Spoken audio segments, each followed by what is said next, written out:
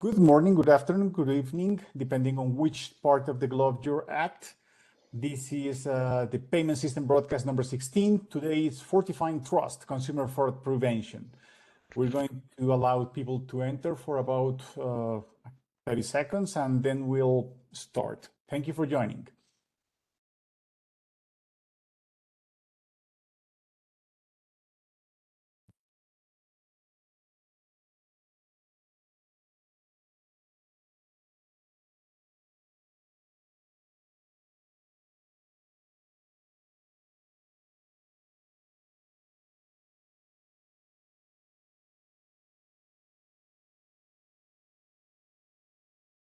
Good. I think that we can start. So once again, welcome to the payment system broadcast number 16.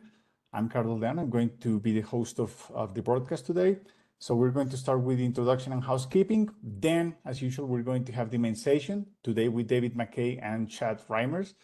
And third, we're going to have at the end, in the last 10 to 15 minutes, the question and answers.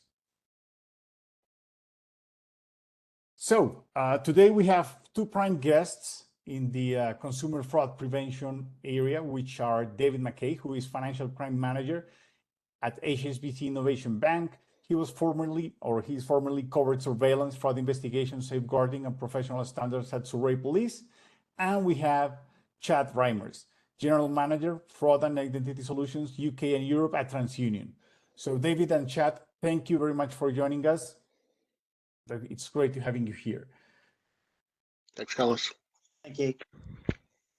So I think that we can start. We have already people in the audience, enough people in the audience. So let's start. So first of all, I will leave you some space for you to make any statement or disclaimer about your position and your limitations of what you're going to explain or to tell the audience, and also to introduce yourselves and what you're doing and what you have done. So who wants to start? Yeah, happy to jump in. Thanks, Carlos, and thanks for the invite to join the group today. So no disclaimers, no limitations, I don't think really. So hopefully we can have a good conversation. I lead the identity and fraud business at TransUnion. TransUnion's a information and insights company. We basically have a whole heap of data sources, and what we try to do is use that data to help our clients make better decisions about how they interact with their consumers. So I look over after the sort of full value chain of the identity and fraud business. We talk a lot about identity and fraud because what we see is that identity is actually, there's a lot of genuine consumers out there. The vast majority of people are genuine, and what we're really trying to do is help our clients interact with those genuine consumers. Obviously, there's also fraud there, so we're trying to identify and mitigate that fraud. I've had a few roles at TransUnion. I've primarily in the strategy space. That's kind of my background. I previously ran our Africa business outside of South Africa, so in eastern and western, eastern and southern Africa, we've got a number of businesses there. So I previously looked after that, and then previous to my time at TransUnion, a lot of strategy types roles across Africa, the United Kingdom, and Australia. Thanks, Chad, and nice to meet everyone. Good afternoon. My name is David McKay. I've got a little bit of a different background in terms of my experience and where I was involved with fraud investigations. Although I am currently working at HSBC Innovation Bank, I'm working on more the commercial side sector. So I'm currently conducting investigations on any high-risk business or maybe high-risk geographic exposure. Although I can't comment specifically on HSBC in terms of global fraud policy, I want to talk a little bit about my background in past roles that I dealt with when I was criminally investigating fraudsters and dealing with those type of investigations and dealing with victims. I previously worked at two police forces, which was Surrey Police and Greater Manchester. I've had various roles within those, working within financial intelligence, working on undercover surveillance. I've also involved in dealing with victims who were personally affected by fraud, how they were targeted. One of the units I worked on was safeguarding. This unit was actually set up because vulnerable adults were being targeted by fraudsters, by criminals even by individuals they knew themselves looking to take advantage of them.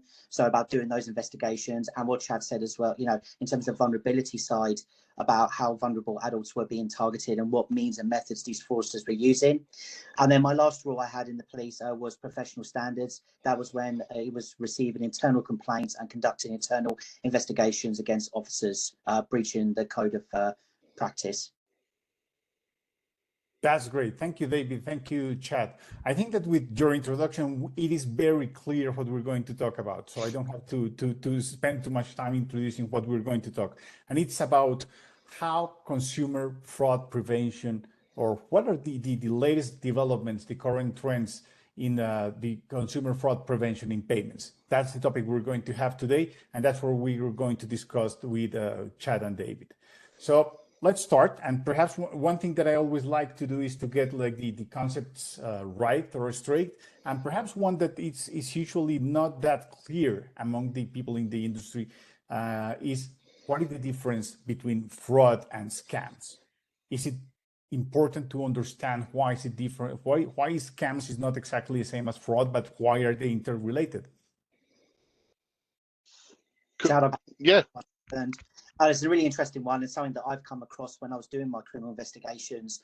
So the way I look at it is, you've got fraud and you've got scams, and they're kind of like two circles, but they're both interlinking. And the way that a fraud is effectively an umbrella of, you know, a deliberate deception that could be done by maybe a single fraudster, by an organized crime group, and is looking at achieving either a personal or financial gain.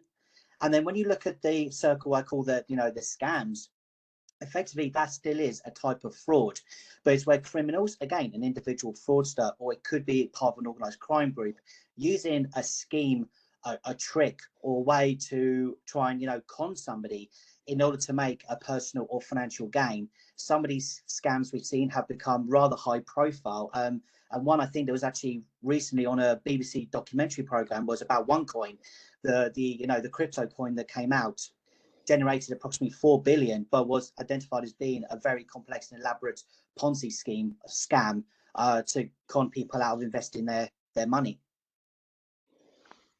And maybe I can add to that, David. So I think you defined it perfectly in terms of they're related, but perhaps fraud's the umbrella term. But why is it important that we distinguish, Carlos? It's because, you know, we work with clients who are trying to respond and address these threats, and you need to really get under the hood of what activity is actually going on, so you can make sure that you can respond in the right way. So if you're trying to respond to a first-party fraud, which is, you know, someone who's you know, as David said, you know, misrepresenting the identity or giving false information, but it's for their own benefit, that's going to yeah, involve a different defense mechanism from the client than, you know, a third party where it's against a victim or against someone else. So it's important to, you know, one thing we spend a lot of time with clients on is understanding, well, what's actually happening, what's the fraud that's actually being conducted, how is it actually working, what investigations have you done, how is it actually working, because then that means we can figure out, you know,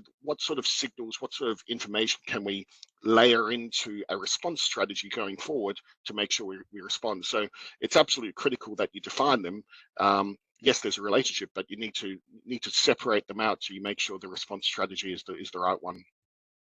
Something that perhaps is not that clear either, and that I perhaps I forgot to put into my list of the concepts to define, is what you both already mentioned in some point of your answer, which is, what is first party, second party, and third party fraud?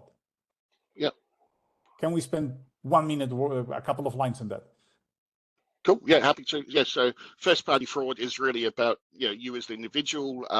You know, it's where a person is, I guess, knowingly misrepresenting their identity or their information for them to receive a financial or material, like some sort of gain. So and I think it's really important when you think of, yeah, again, I'm not, yeah, I know the audience has probably got different backgrounds, so we often talk about a fraud triangle. You know, you've got opportunity, so there's an opportunity, you know, there's a gap in a process, gap in a system, so there's an opportunity to commit fraud. There's a there's a motivation. So there's some reason you want to commit fraud. You know, you may have a financial issue, or you may be a bad person, or whatever the case may be. And then there's a rationalization as well.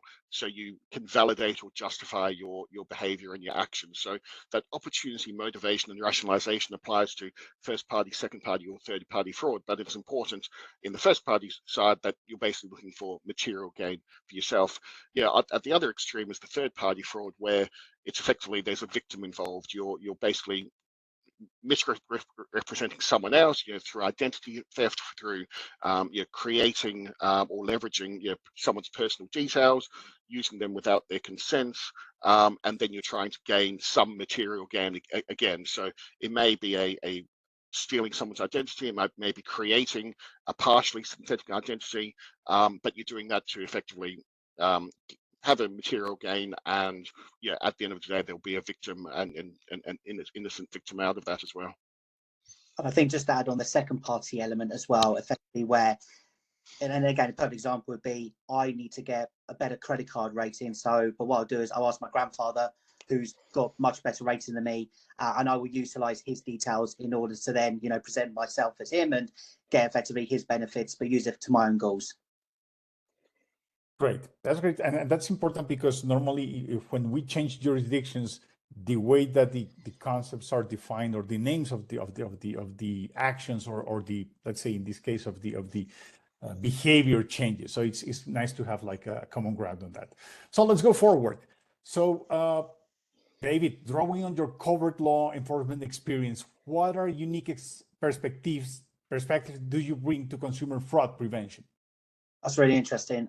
So going back to what I was investigating as part of my roles in the police, it was having to understand how victims were being firstly targeted by a fraudster, what methods they were using, because the fraudster in some scenarios would need to build a trust or relationship to some extent with that victim that they are targeting. Now, the communications can be quite broad and quite varied. It could be a direct communication.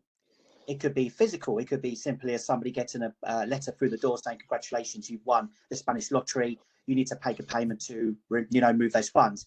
It could be maybe an email or saying, oh, well done, you've entered into a sweepstake online through some sort of online portal. You've been selected to win this brand new iPod or laptop. In order to, accept this gift, please fill in and enter your details. And it may be, oh, we need to take a small payment to then release that item to you. And of course, then the other side is when being involved through other types of social media that's maybe broadcasted through like TikTok and Facebook, and obviously at that time MySpace as well, where again it's about maybe making an investment into a particular coin or a scheme or a scam, and about somebody then thinking it's a get rich quick scheme. And again, it's understanding the methods and how the fraudster utilize that to then target their intended victim. Again, trying to understand, when you look at some frauds like romance fraud, just to how the fraudster would look to build up that emotional connection with the victim. And it may change. It could be part of an organized crime group. There could be multiple victims involved. It could be that they are or just singly targeting one victim. And the type of questioning they use, what they would then tell the person, that if your bank calls you to ask why you're making this payment, this is what you need to say to your bank for them to then authorize the payment. So them almost coaching a victim. And in terms of the, once they build up that emotional connection, it could be, well, I maybe need you to make a payment to, I've got medical bills need to be paid for. Or actually, I need to, send money to somebody else in another country. I'm having problems doing it from my own account. Could I send you the funds? And then can you please circumvent those funds onto somebody else? So almost that person becoming, a money mule without even realizing it. And in some cases as well, where the fraudster actually knows the victim. Some of the investigations I dealt with, where a family or friend is actually targeting the intended victim to take advantage of them. And then I'll talk about this maybe further during the call, but the long-term impact that can cause to somebody. That's really interesting, David. Chad, anything to add? No, I think David summed that up well. He spent a lot of time talking, I guess, about the third party side of things. yeah, I'm happy to share some I guess trends on the first party side if that would be helpful, because I think Dave did a good job on the on the third party side. And thank you. Thank you, David. And it's really interesting what you just mentioned, because recently at FNA, you know that we work on fraud and scams. I mean, on technical solutions to it, and we found out that the level of I don't know if to call it like this, but of professionalism in scammers and fraudsters, it's incredible. I mean, you never imagine, and I saw that in a couple of videos about how the fraudsters and scammers have like warehouses of people 24/7, like working at the factory Yeah.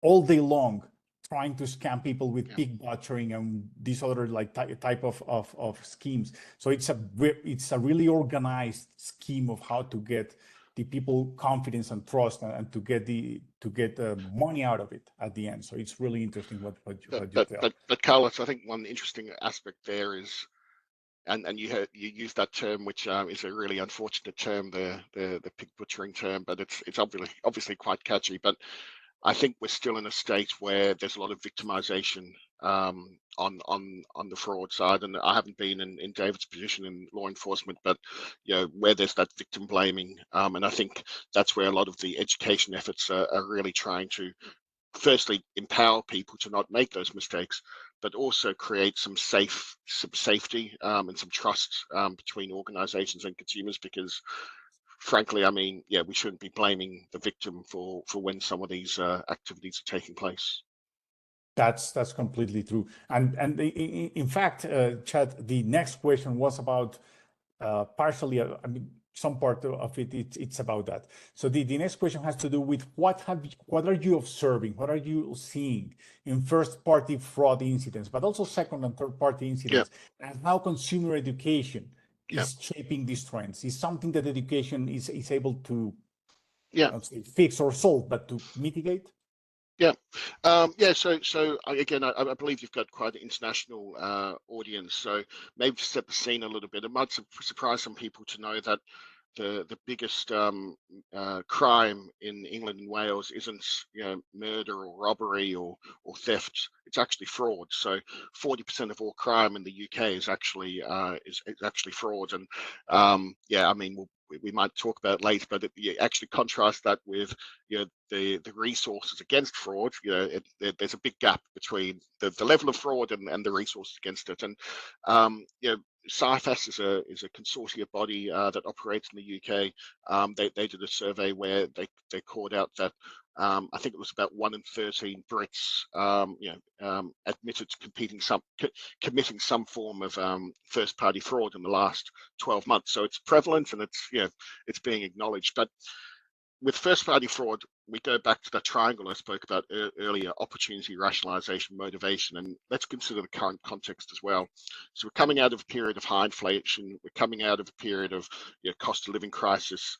And to some extent, depending on who you talk to, perhaps a bit of a trust deficit in the UK as well. And you link that back to that triangle, and you can perhaps understand why first party fraud is becoming more prevalent. And we've done some research at TransUnion recently looking at financial vulnerability. So there's obviously non-financial vulnerability, but from a financially vulnerable point of view, we see that nearly 1 in 3 UK adults have some indicator of financial vulnerability.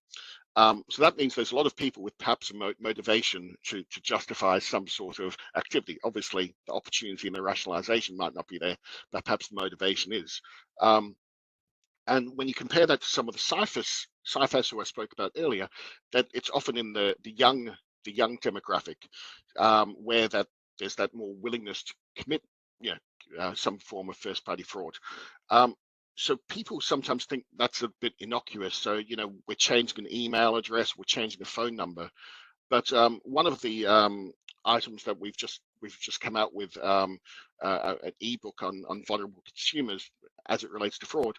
We actually did some research and saw that I think it was about a third, somewhere about a third of Gen Z and millennials have created or used a new email when applying for a good or service.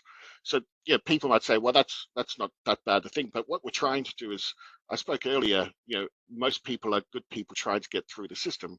If we're creating all these different levels of uncertainty with new attributes linked to an identity, it might be a digital attribute, but it's linked to my identity now with a new email address. Well, how do I create trust with the organization I'm trying to work with? So we've got the first party fraud situation, we've got the context to consider, but then we've got this situation where people are perhaps contributing to the issue by bringing in these different attributes. And one particular area we see this in, Carlos, is in the telco space. We see we call the fraud typology no intent to pay. So it's where a consumer will take out a facility, with a bank or with a telco, within another company where they've got to make payments, but they don't have any intent to repay that. And we're seeing in the telco space in particular an increase in that no intent to pay proportionality, and that's obviously linked to phones are expensive. You can if you take out a contract on that, you can do something with that phone down the line. So I would say that first party fraud, the context is definitely enabling for more first party fraud, and we're seeing in the stats that are coming out from various bodies that seems to be on the rise as well. And I think, just wanted to add into what Chad said as well, when I've investigated and dealt with first party fraudsters, one thing that's been quite clear is that they've don't think fully understood or appreciated what they could be liable for. They could be liable for criminal prosecution and the impact it can have on their life in the future. And secondly, when you're dealing with first party fraudsters from a criminal perspective and you're interviewing them, quite common it was to receive, well, I'm not. There's no victim. It's a victimless. And again, that plays into what we say about the stereotypes. Is fraud still being seen in some ways as a victimless crime, because they don't see it as they're actually, they don't see it them committing a third-party fraud against somebody. They're not scamming somebody. They feel that actually they themselves are not actually doing anything wrong, and it's about raising that awareness and education. And I think that education may be the way, because as we have mentioned, as David mentioned, people normally they don't think about misreporting their data in the first party fraud as something bad, because it's just for their personal gain. So it's gaining for myself, and I'm not damaging anyone. But I think that the education on the other hand, for the third party is something different. It's about how the people to protect themselves from situations in which they're vulnerable to fraud. I mean, to unauthorized access to their accounts or to their money, and also to scams. So which is authorized by themselves, even unknowingly. Yeah. So Carlos, I'm not too sure if we can necessarily point to this as correlates the stats, but there has been a lot more of this sort of mini friction coming into journeys, like payments journeys. And I think we all experience, like particularly in the UK, lots of warnings before you sort of make a payment and that. So I guess we're coming from a very high base of fraud activity, like we said, but I was encouraged last week seeing the ONS stats come out, and that reported probably for the first time in a while, I think it was a 10% decrease in reported fraud coming through. So perhaps, and that also correlates with some other industry reports. I think Cyphers also spoke about a 6% reduction in reported fraud for their last period. So hopefully it's a trend that will start, but maybe it's a reflection of the increased consumer awareness and education that is happening. Yes, people might get irritated with pressing 3 buttons to make a payment, but that's probably a good thing to actually slow you down and make you think about it. So like I said, I don't know if the two are correlated, but it is good to see that there are some recent positive trends as well. That's really interesting, and I saw recently a report. I don't remember who is the issuer or the author of the report in the UK, that they say that fraud in the sense of unauthorized access to your accounts or to your money has decreased, but the scams, which is authorized by impersonation or whatever, has increased. So I think that there is a good sign that the education should help avoiding that increase in scams, in unauthorized access to the accounts, because at the end is people, as you mentioned, it may be bothersome to, or not nice to have to click 2 or 3 times to do something, but that I think increase the awareness of the people. But the education for them to be aware that sending money to a new people that, or new person that they don't have never heard about, it's already a red flag, right? So let's go to the next one, and let's start with David. And at FNA, as I already mentioned, that we work on the fraud and scam space, in the sense of finding methodologies and finding some ways to identify and or to trail or monitor after a scam or a fraud has been committed. We have identified that there are 2 things that have changed rather recently in the payments space, and that is making everything, I mean, all the frauds and scams a compound problem, which is immediacy and interoperability. I mean, we have fast payments, but we've had fast payments long ago. I mean, because from a Bank of America account to another Bank of America account, it's been years since it only takes a couple of seconds because it's just book entry. But when you add that immediacy to interoperability, so that the money from bank A is able to be changed to money from bank B or to other form of money, like let's say retail CBDC, if there's any, or if it can go to another country, to the money in another country, that interoperability and immediacy compounds and makes very difficult to tackle the fraud and scams problem. From your experience with Surrey Police and in financial crime consultancy, what are the major challenges that you face in addressing these immediacy and interoperability issues? That's a really great question. And yeah, I sorry to split it up into a couple of sections, but yeah, highlighting the challenges. So for me, it was always the case of the offence, the crime has occurred, and there was a victim and they've reported it, and a criminal investigation is conducted. Now, obviously, the criminal investigation is a lengthy process, can take time, because you need to build your evidence, you need to evidence gather, you need to obviously look and see if there is any identified perpetrators or offenders. You need to have reasonable grounds to suspect an offence has occurred as well as part of thresholds. You need to then obviously look and think, is this maybe a lot more wider? Is this just one victim who's just been targeted? Or could there be multiple victims? And could it be more of a, cross-border type of scam or cross-county as well? We need to maybe get other police forces involved. And then it's about obtaining the financial information and financial records, obviously making sure that you have the right data protection and production orders in place to then get that. So you may take some time getting all that information together. But as you've already pointed out and alluded to, the payment's already gone. It's gone in a matter of seconds. And then trying to understand and track, okay, well, where have those funds been dispersed to? Is it that they've gone to another account and then they've gone cross-border, or have they gone offshore straight away?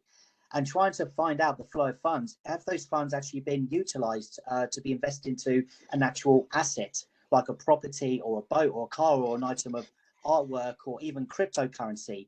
And then understanding is, have you got powers in place under the Proceeds of Crime Act, under POCA, to then try and reclaim those assets and reclaim those funds back? So again, the challenge is obviously how quick the money can suddenly leave, and the investigation time it takes to go through the stages, trying to identify, is there a case where you can then identify who the actual perpetrators are who've conducted this fraud? Because again, they themselves could be using multiple identities to sort of hide who the true person is and true beneficiary. And again, going back to it, how was the victim targeted? That's what I think is also quite crucial, and that's also some of the challenges. We touched on it, then you actually mentioned it earlier about scams sort of going up and on the rise. Well, as you know, fraud evolves, fraud changes, scams change, they become more elaborate. And that can also be very challenging. And I actually had a personal example. There was a member of my family that was targeted. They themselves were actually looking to receive some medication through the post. And they got a text message to their phone saying, this is Royal Mail. We've got your package, but in order to release it, you need to pay this money. They clicked on the link and they went through making the payment. Now, luckily, the the bank provider contacted them and said, we think this is a suspicious activity. So at least there were control mechanisms in place. But when I sat down and talked to them about it, in their mind, they had no reason to question the authenticity of this request, because they were expecting it to come through. It was only when you then, okay, take a step back and let's sort of, dissect this. What happened? Why would Royal Mail be messaging you? You're not the person who sent the package. You're not the one who's taken the insurance or paid for the special delivery. It'd be the person. So surely they would contact them. Why is it just this amount? They wanted a very small amount, like it was like 97p. Why would they want that amount to you to make? And why is that? And it's when you start having that conversation, then it's like, oh, okay, yeah, maybe it does sound suspicious. But at that time, and again, because it's text message, you want something done over quickly. I think the way of our society is quick, type it in. Yeah, okay, I need my medication. They didn't want to see a delay with the medication, so they clicked on it, and that's again another challenging point. And if that was then to be, if I was then going to be criminally investigating it, it's then the length of investigation I would take to maybe try and, if there were loss of funds, trying to then reclaim those funds, because those could have been moved offshore through the payment methods that you described earlier. That's true, and that's a real problem. And at the end, and once again, I'm doing some, let's say, selling activity here, but the point that you have mentioned of the money tracing, of looking where the money has been moved, even if it's very quick, it's perhaps one of the most important part to make fraud and scams. I mean, to have like some kind of solution, even if it's not immediate. I mean, to have the ability to trace the funds increases the probability or the likelihood of recoverability of the funds at some point. So I think that part of trying to find where the money is going is obviously very important. And obviously there are some challenges to that, especially that you need like a central data system that is able to see all the system across banks or across systems, because at the end it's not only a bank thing only, to be able to see where the money is going. So that's a really nice answer, David. Thank you. So Chad, what specific scam related fraud risk have you encountered with rapid international money transfers? And how do you collaborate with regulators and law enforcement authorities to mitigate these risks? Yeah, so just picking up from what David said, I thought he introduced that dichotomy almost, that we've got a demand for consumer experience and speed and convenience, but that we actually want security as well. And maybe things are moving, and sort of the dial is moving back towards that security side. I know it is for me, so I'm not sure about other people, but I think that's really important. And I think at a stage, may have dropped into the chat a link to a couple of some research that TransUnion's done. But yeah, this is a really good point to sort of touch on that, because we agree with our Consumer Pulse survey. It's a survey we conduct with the UK. We actually do it in all regions, but I'll talk a bit more about the UK. We see that about 45% of consumers rank personal security as the #1 thing that they're looking for out of their relationship with an online company. So that's personal security. Now that outranks things like the quality of the goods and service, the price, or the time. So that clearly demonstrates that when people are online, they're looking for that security. So that was one part of the sort of equation. The other part of the equation is that when we sort of understood preferences, we had 50% of consumers saying that the following 3 reasons are reasons they abandon the process. So the process is frustrating, there's too much information required, or it's too long to complete a form. So clearly you've got a situation where people kind of want the best of everything. So if we apply that to scams and that international money transfers, and clearly that immediacy that you spoke about, that really plays into the hands of scammers. And I think one of the things that can be really achieved here, and it's something we talk to clients at our roundtables and other events, is the opportunity to drive this as a value proposition. I mean, clients are clearly, or consumers are clearly saying they want the best of both worlds. There's been this push towards that immediacy of convenience, but trying to create that sense of trust for consumers on the various journeys, and in particular those moments of truth, like a payment. David just gave the example where a little bit of friction is actually good. I've also had those experiences where you're making a large payment and the bank says, no, we're not going to process that payment yet. So, we want to create some friction. So I guess that's one sort of element that, people are sometimes concerned about that because that goes against the consumer experience. But if you actually look at the consumer requirements a bit more holistically, I think there are avenues to try and achieve the best of both worlds. You asked specifically how do we work with other bodies? I'd say there's a couple things that we do. The first one is, like I said earlier, we've got access to a variety of data. One of the really important data sources we have is around device. So we have access through the various sources of understanding how risks are from a device point of view. It's a consortia based data set. So one thing we try to do with different bodies is create visibility over what trends we're seeing at an aggregate level and at a sector level. So we know, for example, where some of the threats are in the gaming industry. We know, for example, that retail has really increased around threats there. So firstly, awareness and creating, with the data we have, sort of directing strategies a bit better is something we can do. And then perhaps a little bit more specifically, and I won't say we do this all the time, but it's something we certainly want to do more of, is a bit more direct, where we can help law enforcement actually take action. So using some of this device data, for example, there's examples where this sort of device data is able to inform law enforcement actions. So law enforcement actually has the tools, the intelligence, and to cut down that period of investigation that David referred to earlier.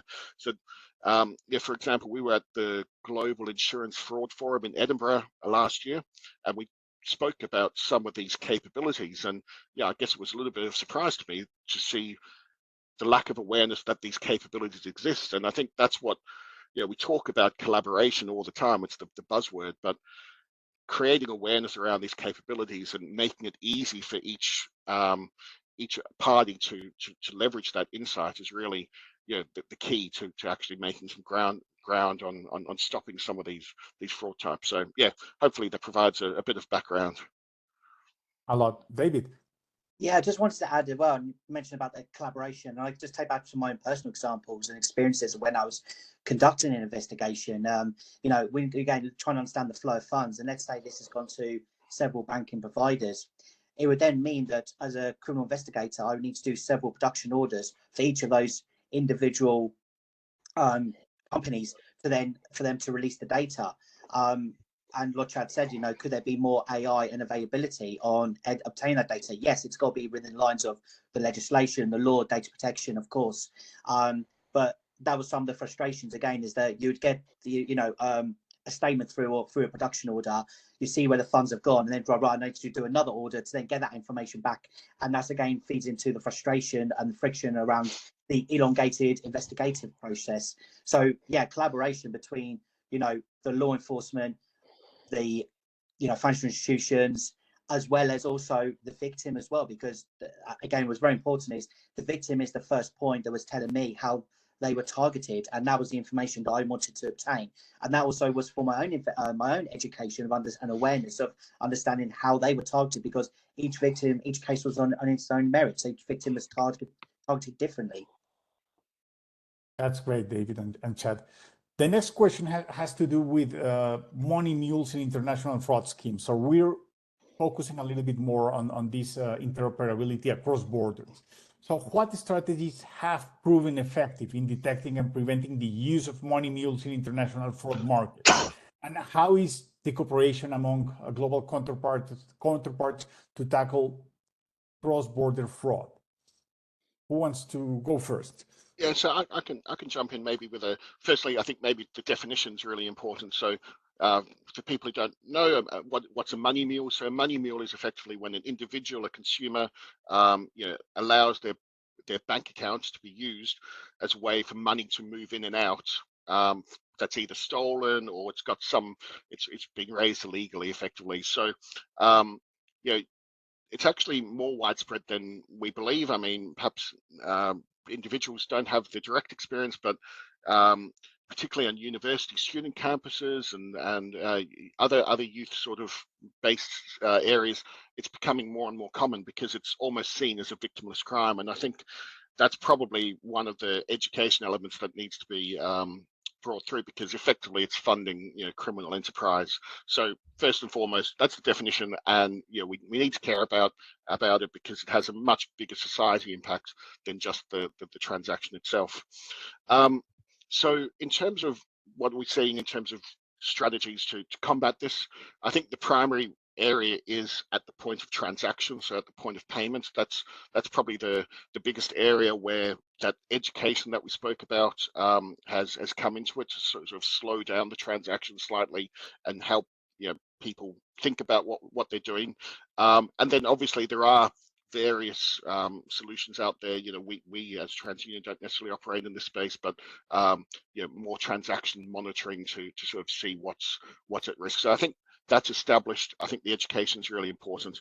One thing that we're doing at TransUnion, which is perhaps a little bit innovative, is looking at the origination point in the journey. So, I spoke a lot about the transaction side, but if we can, when clients originate and, taking out their current, a new current account, also looking at that early stage monitoring, as soon as the accounts sort of come on board.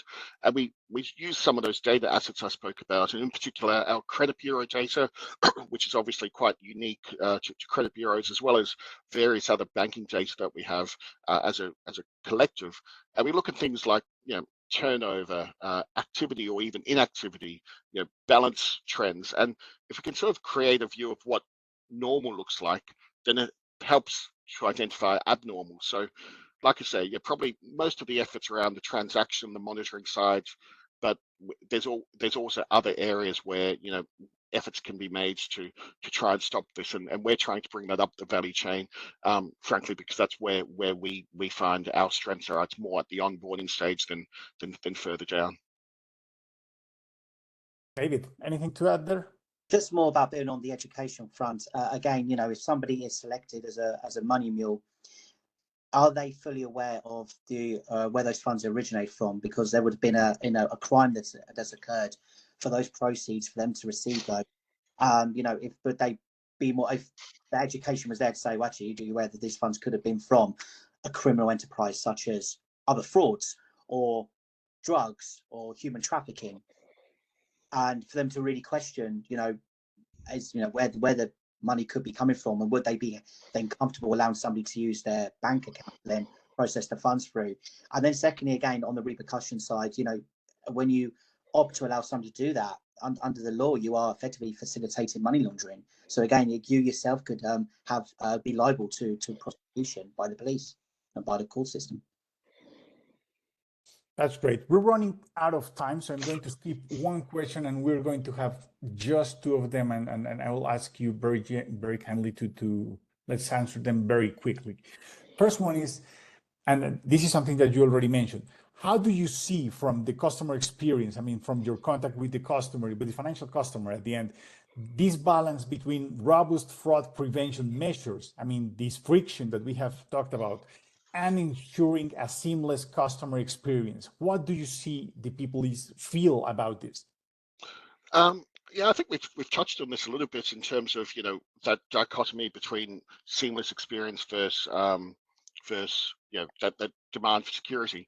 So I guess the obvious question is how can you enable that? If that's what clients want, or consumers want, how can we help achieve that? And I guess I'd talk about what we do on a daily basis. So what we try to do is firstly understand the journey, but at a very basic level, we want to bring in some frictionless signals. So I spoke about friction earlier, so frictionless signals, so things that might be around the device, creating some level of trust. Have we seen risk on this device before?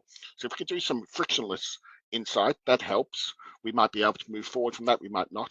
Then we can look at other attributes. So we might look at some digital attributes like email, the risk around the email, the risk around the phone, the risk around the identity, and again, make some assessments around that.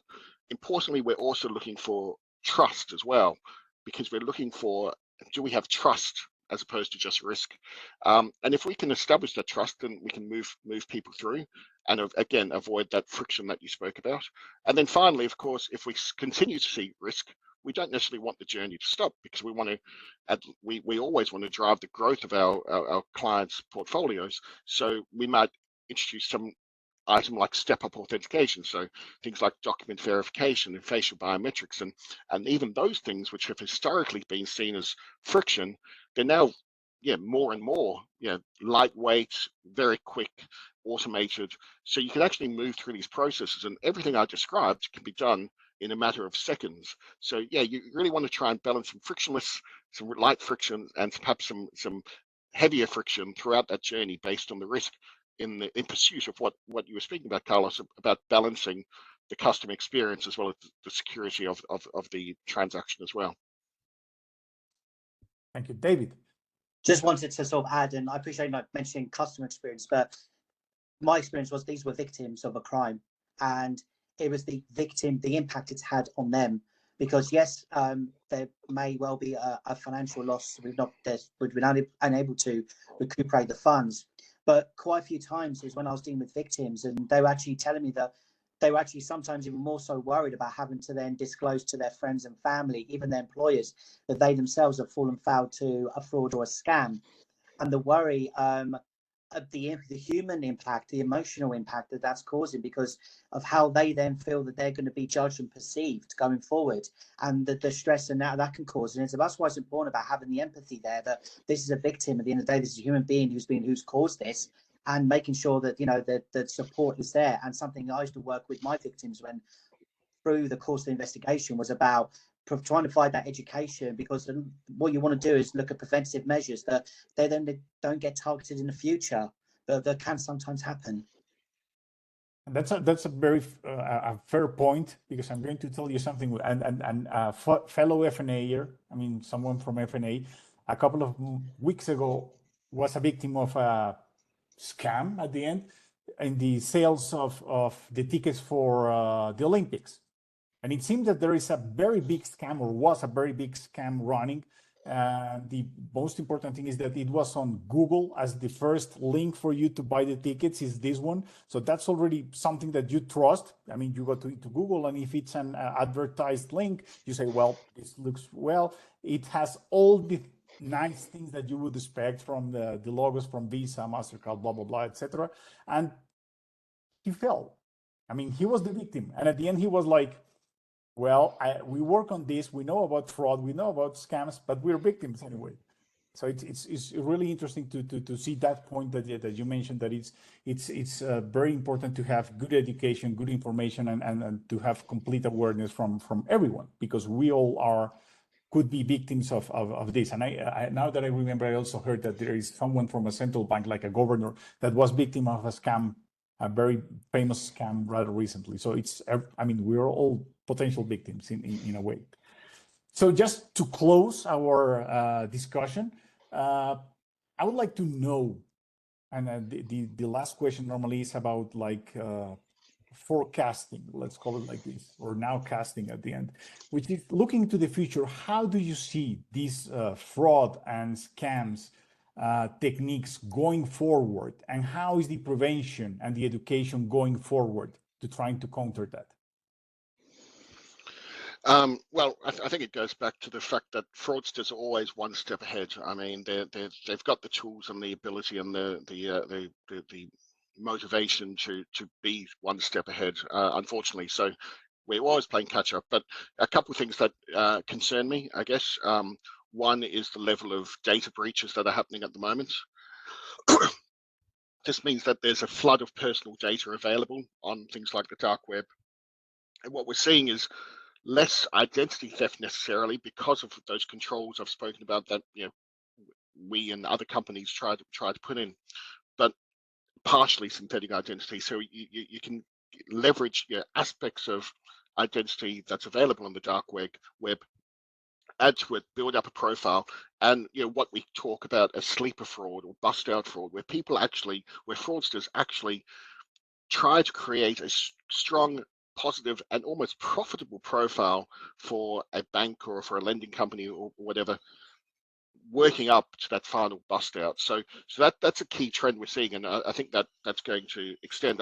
I think in terms of a response, what we're really focusing on, we've got a number of different things, but one area we're really focusing on is that there's this huge amount of data out there, and frankly, there's probably almost too much data. I think no one would ever say no to more data, but what we're trying to focus on is the analytics side of things. So a lot of our investment at the moment is going into ML and AI type models, along with other sort of more traditional models, to build out models to answer specific typologies. Right at the start of the call, we spoke about different types of fraud. And what we find is that there's no silver bullet here. There's no single solution. What we need to do is really understand the basis of that fraud and create, with the right data sets and the right modeling, analytical responses to this. So there are a couple of trends that's happening in the market, and a trend in terms of how we're trying to respond to that.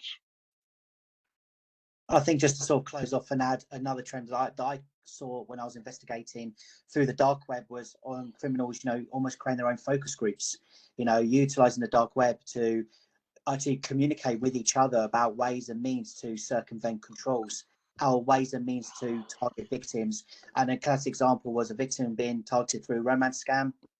They went back online because they were still looking for companionship. Another fraudster contacted them, and the fraudster said, "Oh, I'm a little bit skeptical about coming online dating because I've actually been targeted by a fraudster myself, and I've lost out." So they've created that sort of kindred spirit moment to almost like pull the walls down a bit from the intended victim. There's a common element there, and then that's what they use to sort of then take the victim again to potentially being a future victim. And those discussions were happening within the dark web. I'm surprised that none of you mentioned AI as a source of a problem. I know that Chad, you mentioned that AI and ML as Models, a way of having more technology to prevent or to identify scams, but none of you said that you're afraid in the future. How much time do we have, Carlos? We can definitely talk about that as well. 1 minute. We have 1 minute, and we can address some of the questions of the audience. But I think that the AI component is interesting. So let's go. Yeah, no, I mean, we're seeing that in particular around shallow fake and deep fakes, in terms of profiles being created, in particular in the insurance space, I'd call out. So people think about deep fakes, they're thinking about that as an identity, for example. That's certainly the case. But we're also seeing things like in the insurance space about fake photos, to enable claims fraud, for example. So that level of documents manipulation is really strong. And I think, like I said, fraudsters are always trying to get it ahead, and it's up to us to sort of follow suit with that. And we obviously work with our partners to try and make sure that their technologies are responding to that. An example is, for example, when you talk about facial biometrics, people are often thinking, well, it's a face. What we try to do with our technology is make sure that we're trying to create a biometric profile, which is a bit more sophisticated than just a photo, obviously. So we're trying to understand the biometric profile of the face that's being presented. We bring in things like liveness checks. We also make sure we look at things like the background and other components of the photos that are being created. So there's no silver bullets to solve for this, but there are certainly ways to respond and make sure that there's a level of difficulty. And I think that's something I'd probably close on almost, is that sometimes you feel a bit downbeat how you're trying to beat fraud because there's so much out there. What partly we're not necessarily trying to stop the fraud. We're trying to make it as difficult as possible for those bad actors to create an impact. So if we're constantly putting in these barriers and making it more difficult, then that's partial success, in my view. That's great, Chad. David. I think just to add on to that, the challenges of a law enforcement investigation and trying to identify the actual perpetrators. Like you say, AI has come a long way, and what it could be utilized for. Then in terms of your criminal investigation, how do you identify, one is who is the perpetrator sitting behind the AI creating these frauds, and then secondly, identifying any funds that perpetrator owns that have been used as utilizing proceeds of crime, and then being able to then use the means of POCA to then reclaim those funds back. That's great, David, as well. So thank you very much for this very interesting conversation. I have a couple of questions I would like for us to address. First one is, are remittance companies and electronic money institutions regulated enough in terms of international controls and risk teams to reduce fraud and protect their customers? What do you think? I missed part of that, Carlos. Apologies. Sorry.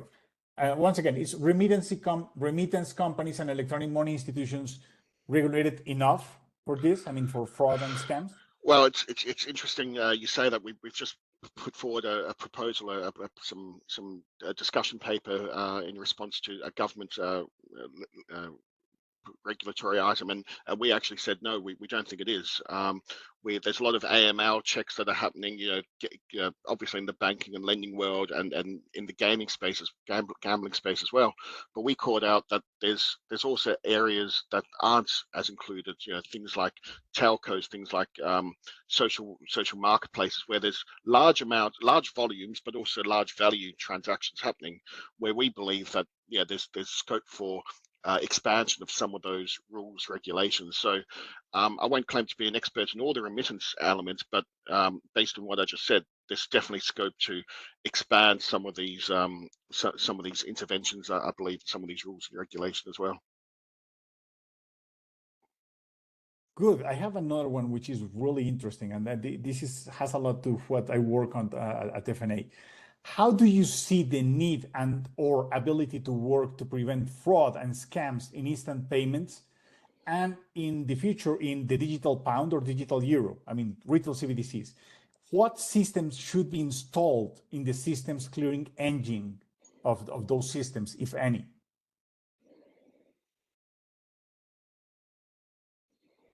That's a complex one, I know. Let's say it another way. I mean, most countries have or are about to have an instant payment system, which is something that increases the speed and increases the interoperability, even cross-border interoperability. So, and if we add to this equation retail CBDCs in which money is going to move even faster, but not only in commercial bank money, but also in central bank money, this will make the system more interoperable, faster at the end. So are those new systems requiring something that is built in to prevent fraud or to be able to identify fraudsters or scammers before they do their thing? Yeah, I'll comment from my side, Carlos, which is probably not a huge comment. So that's probably a little bit outside, the area that we work at TransUnion. That's we're not as involved in the payment side, and particularly when it comes to like central bank payments and that. So I'd probably go with the standard answer of yes, there's always more controls to put in place, go back to those principles I spoke about in terms of customer experience versus security. But in terms of specific solutions, that's probably a little bit outside our area of focus. I think I'll just maybe add, and again, we've talked about it through the course of the call, about that's why collaboration is key. It's about parties, identifying, and again, something that I did as a law enforcement officer was identifying how fraud was, and then, okay, who else could then be targeted by this particular fraud means? Yes, the fraud and scams are always evolving, but I think collaboration and education is key in any form of combating financial crime. That's great. Thank you very much, David and Chad. I think that this last question that I swear it was not from me, it was from someone from the audience, takes us to a very interesting topic that we're working at FNA, which is the National Fraud Portal, which is like a strategy that the Central Bank of Malaysia is implementing with the payment, the fast payment, in the sense of having a centralized point of data to be able to view all the transactions in the fast payments and to do something quicker, faster, and to be able even to recover money if that's the case, if the prosecution and the investigation reaches that point. So I think that's a very nice point that this final question has raised. So Chad, David, thank you very much once again for joining us. This has been a very illuminating, illustrating, and joyful conversation. Thank you once again, and I hope to have you here once again in the near future. So this is the end of our payment system broadcast number 6, in which we had David McKay, Chad Reimers. Thank you very much for everyone joining and sending your questions.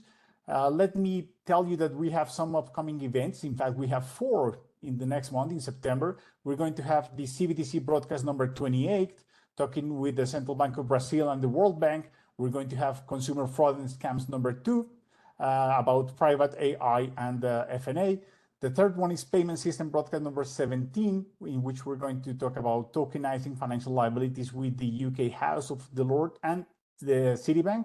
And finally, payment system broadcast number 18, in which we're going to talk about how to fortify cyber resilience with DORA. So once again, thank you everyone for joining.